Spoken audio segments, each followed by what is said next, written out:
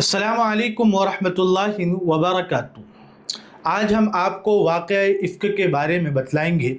ये वाक़या आबिदा, ताहिरा, ज़ाहिदा, सय्यदा आयशा सिद्दीक़ा रज़ी अल्लाह ताला अन्हा पर जो तोहमत लगाई गई थी उसका एक तफ़सीली वाक़या है।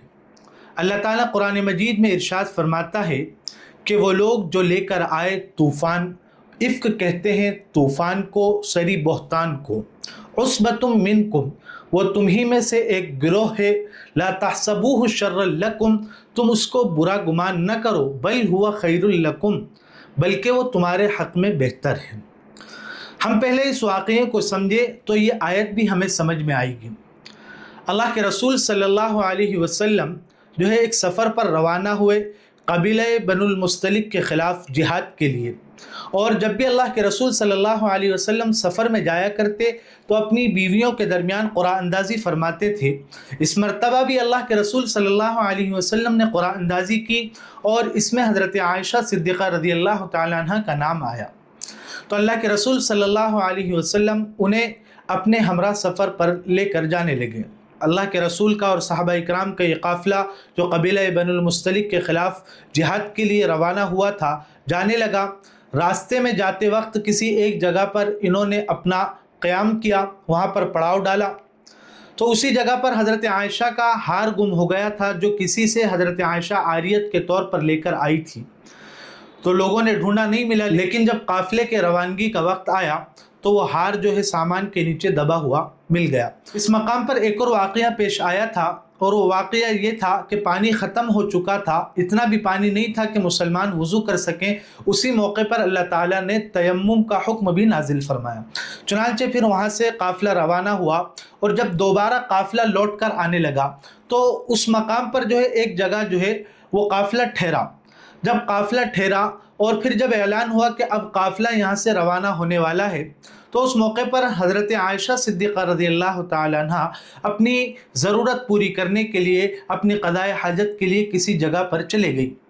काफ़िला रवाना हो गया। हज़रत आयशा के जो खादिमीन थे उन्होंने हज़रत आयशा को जो कजावा था उसको सवारी पर रख दिया।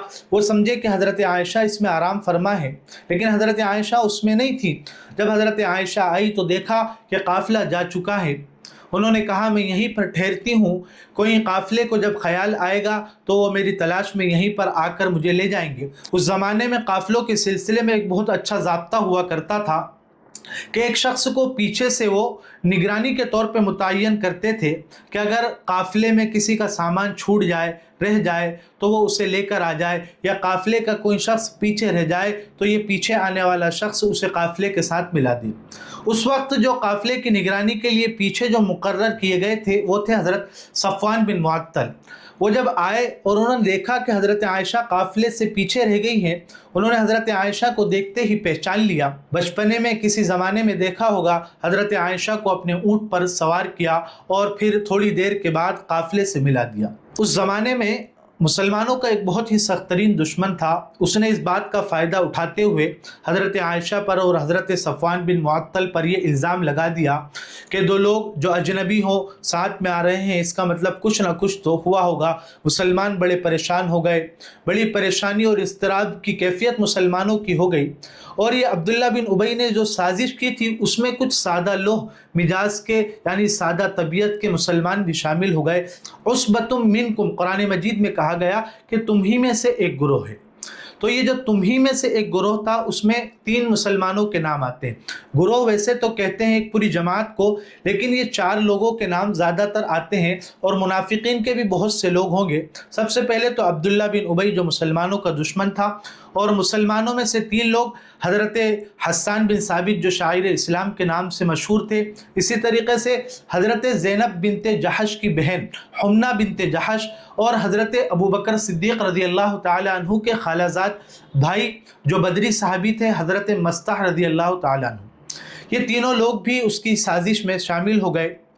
चुनांचे फिर अल्लाह रब्बुल आलमीन ने جو ہے حضرت عائشہ کی برات کا اعلان فرمایا، لیکن اس موقع پر مسلمان بڑے پریشان ہوئے، صحابہ بڑے پریشان ہوئے، اللہ کے رسول صلی اللہ علیہ وسلم بڑے پریشان ہوئے۔ اللہ کے رسول نے حضرت عائشہ کو بلایا، کہا کہ اگر انسانی تقاضے کے اعتبار سے کچھ غلطی ہو گئی ہو تو اقرار کر لو، اللہ تعالیٰ معاف کر دے گا، اللہ تعالیٰ کی ذات سے امید ہے۔ حضرت عائشہ نے کہا میں کچھ نہیں کہہ سکتی، بس میں یہ کہوں گی جو حضرت یعقوب نے کہا تھا، فصبر جمیل فصبر جمیل۔ حضرت عائشہ نے صبر کیا، تحمل سے کام لیا، تو اللہ تعالیٰ نے حضرت عائشہ کی برات کے سلسلے میں اور حضرت عائشہ کے برات میں 16 آیتیں قرآن مجید میں نازل فرمائی، اور اسی کو قرآن مجید میں کہا گیا کہ یہ جو واقعہ پیش آیا ہے، لا تحسبوہ شرا لکم، کہ تم اسے برا گمان نہ کرو بلکہ یہ تمہارے حق میں اچھا ہے۔ یعنی حضرت عائشہ کی فضیلت میں اللہ تعالیٰ نے 16 آیتیں، ان کی برات میں 16 آیتیں قرآن مجید میں نازل فرمائی۔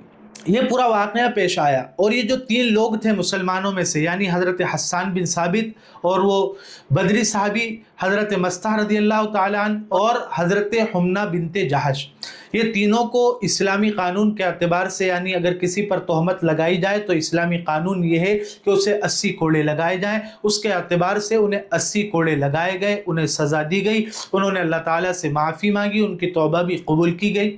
اب اسی واقعے کے ذیل میں ایک اور آیت ہے، اسے ہمیں سمجھنے کی ضرورت ہے۔ وہ آیت ہے وَلَا يَأْتَلِ أُولُو الْفَضْلِ مِنْكُمْ وَالسَّعَةِ أَن يُؤْتُوا أُولِي الْقُرْبَىٰ۔